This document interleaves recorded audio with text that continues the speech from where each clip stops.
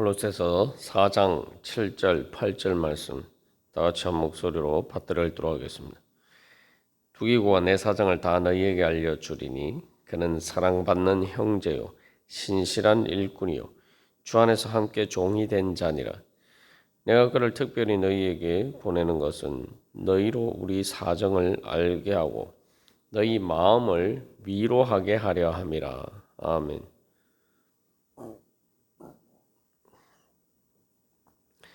우리 어제 말씀을 통해서 주 안에서 함께 종이 된 그 영광과 그 은혜가 무엇인지 우리가 살펴보았습니다.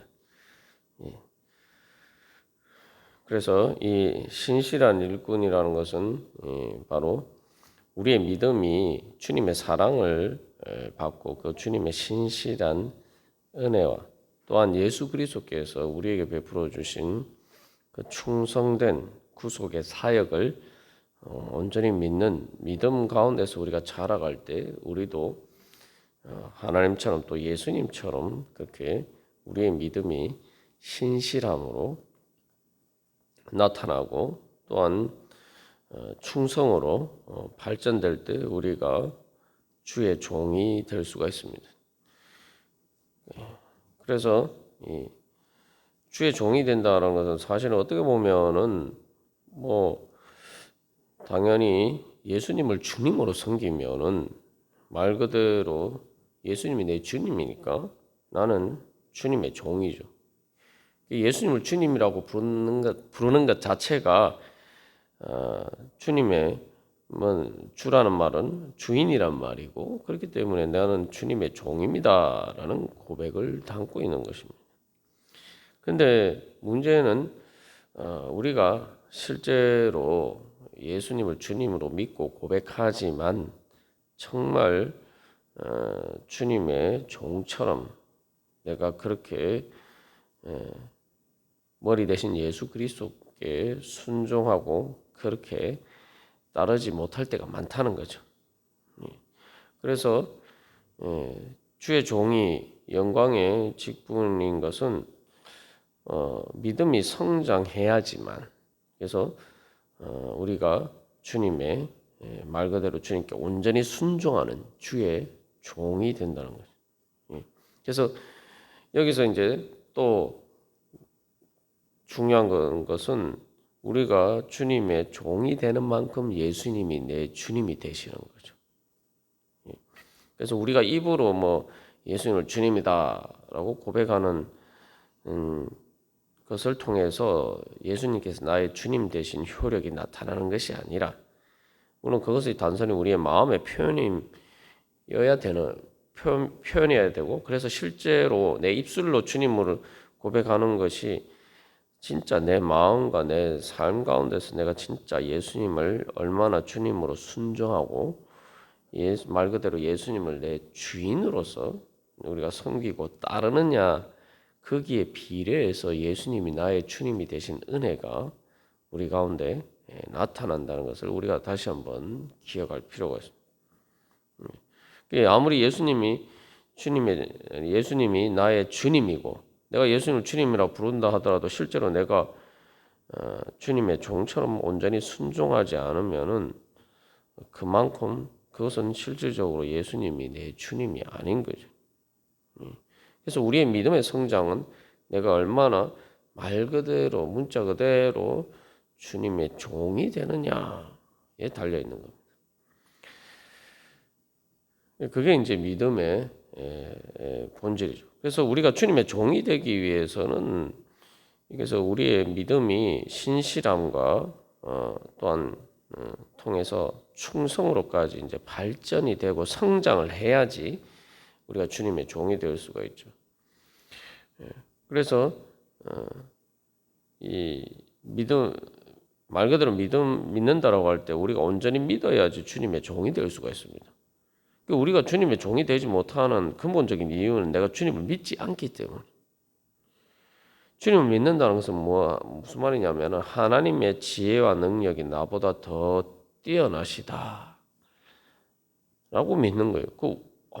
우리가 이제 생각해 볼 때는 아니 예수를 믿는다면서 하나님을 믿는다면서 그거 안 믿는 사람이 어딨냐 이렇게 우리가 생각할 수가 있지만 내가 진짜 하나님의 지혜와 능력이 나보다 더 뛰어나시다 라는 것을 당연히 그렇게 진짜 그렇게 생각한다면은 당연히 하나님의 말씀과 뜻을 따르겠죠.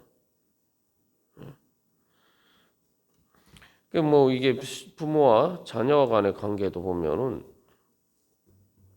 어린 자녀들이 이제 철이 없을 때 부모가 자녀를 위해서 훈계하고 올바르게 훈계하고 양육하는 것을 잘 따르지 못하는 문제가 어디에서 나옵니까?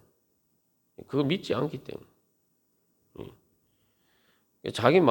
내 마음대로 하려고 하는 거 내가 그 하나님의 말씀과 또 하나님의 뜻보다 내 생각이 때로 하는 것이 더 좋아 보이는 거 그게 이제 선악과죠. 그렇게 생각되기 때문에 주님께 순종하지 않는 겁니다. 믿지 않기 때문에 순종하지 않는 거예요. 그래서 우리가 말 그대로 주님의 종이라고 하면서 실제로 내가 예수님이 나의 주님이 되지 않고 내가 예수님의 종이 되지 않는 것은 바로 내 믿음, 내가 그만큼 믿지 않기 때문이라고.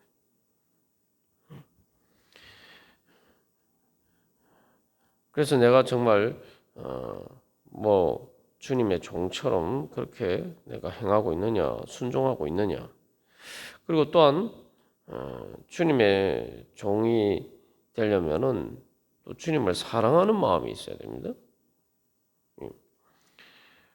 그래서 이게 이제 주님의 종이 된다라고 할 때에 예수님을 주님으로 믿는다라고 할 때 예수님의 지혜와 능력뿐만 아니라 예수님이 나를 사랑하신다라는 믿음이 있어야 돼.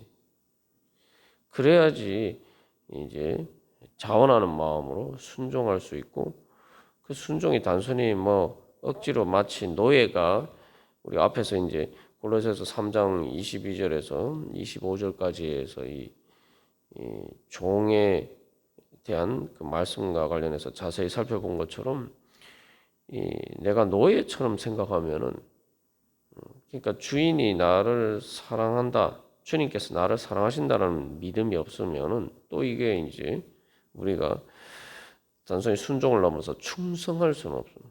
충성을 하려면은 진짜 주님께서 나를 사랑하신다. 그래서 마음의 중심에서 정말 내가 주님께 충성해야지.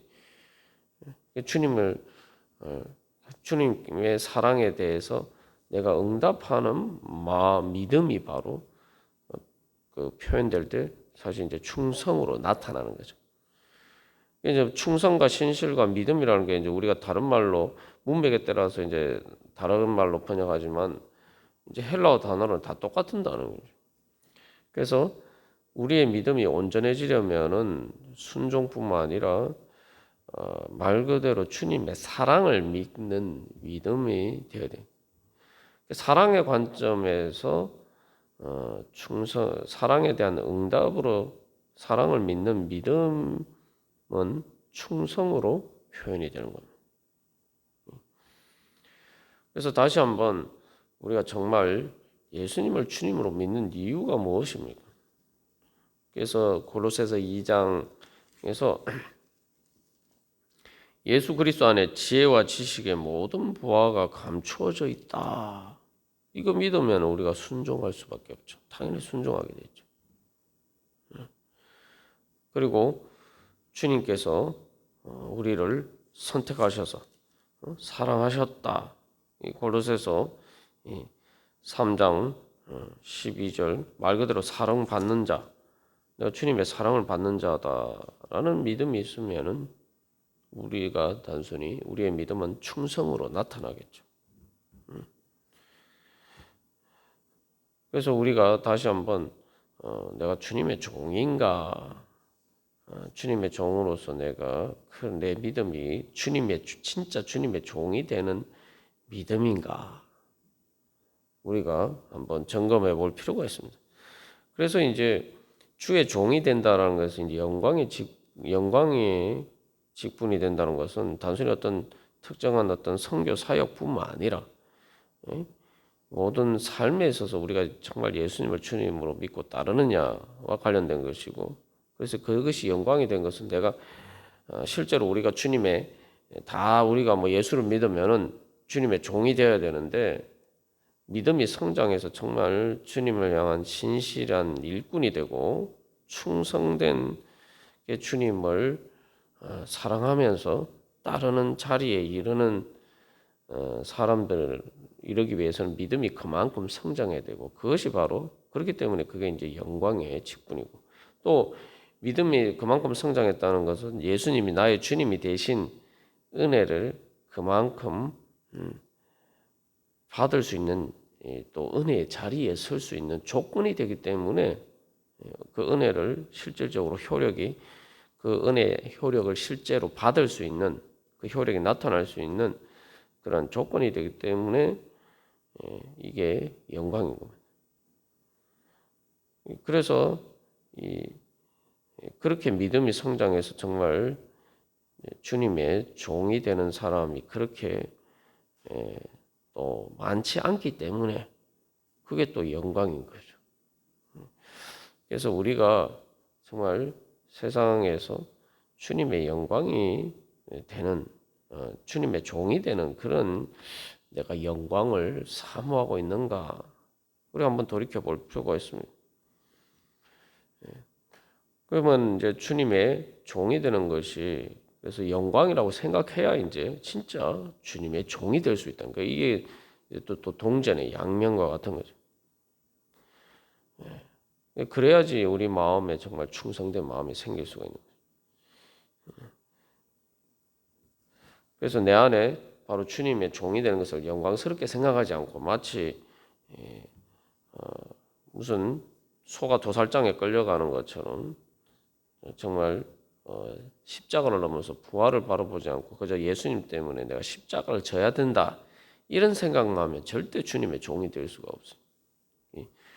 예수님의 종이 되면서 뭐 고생하고 또한 십자가를 지는 것처럼 그런 일이 있다 할지라도, 그것을 통해서 세상이 주지 못하는, 그렇게 주님을 따르지 않았을 때에 얻을 수 없는, 절대 얻을 수 없는 그런 부활과 영광을 얻을 수 있다라는 걸 믿어야 주님의 종이 될 수가 있는 거죠.